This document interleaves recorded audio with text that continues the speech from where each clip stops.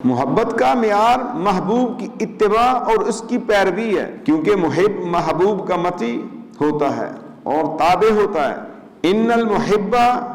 لمن یحب مطیع، اور قرآن مجید فرقان حمید بھی اسی کے متعلق ارشاد فرما رہا ہے، قل ان کنتم تحبون اللہ فاتبعونی یحببکم اللہ۔ اے میرے حبیب فرما دیجئے اے لوگو، اگر تم اللہ تعالیٰ سے محبت رکھتے ہو تو میری اتباع کرو، پھر اللہ بھی تم سے محبت کرے گا۔ تو آیت مبارکہ سے معلوم ہوا کہ محبت کی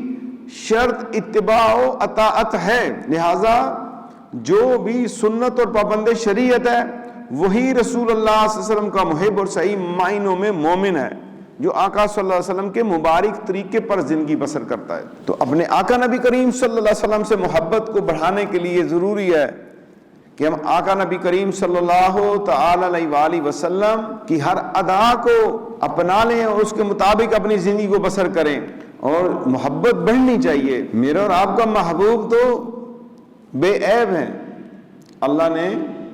انہیں معصوم پیدا کیا ہے اور اللہ نے انہیں بے شمار حسن و جمال عطا فرمایا ہے۔ حضرت حسان بن رضی اللہ تعالیٰ عنہ حضور رسالت مآب صلی اللہ علیہ وسلم کے بارے میں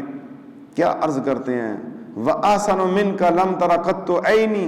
وَأَجْمَلُ مِنْكَ لَمْ تَلِدِ النِّسَاءُ خُلِقْتَ مُبَرَّأً مِنْ كُلِّ عَيْبٍ كَأَنَّكَ قَدْ خُلِقْتَ كَمَا تَشَاءُ، کہ یا رسول اللہ صلی اللہ علیہ وسلم، میری آنکھ نے آپ سا حسین و جمیل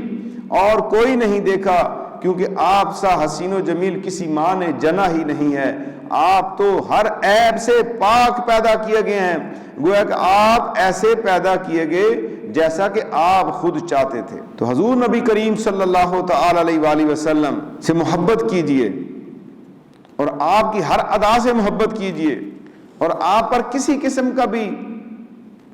اعتراض مومن کو، مسلمان کو نہیں ہونا چاہیے۔ اور ایمان کا دار و مدار حضور صلی اللہ تعالی علیہ وآلہ وسلم کی محبت پر ہے، اور محبتوں کی علامت میں سے ایک یہ ہے کہ محب اپنے محبوب کا کثرت سے ذکر کرے۔ چنانچہ حضور صلی اللہ تعالی وسلم فرماتے ہیں، من احب شیئا اکثر ذکرہ، کہ جس کو جس چیز سے محبت ہوتی ہے وہ اکثر اسی کا ذکر کرتا ہے۔ بس جس کو حضور صلی اللہ تعالی وسلم سے جتنی زیادہ محبت ہوگی وہ اتنا ہی کثرت سے آپ صلی اللہ تعالی وسلم کا ذکر کرے گا، اور آپ کا کثرت سے ذکر کرنا تقاضائے محبت و ایمان ہے۔ ہمارے ایمان کے لیے ضروری ہے کہ ہم حضور صلی اللہ تعالی وسلم کا ذکر کریں، اور اس کے بغیر چارہ نہیں ہے۔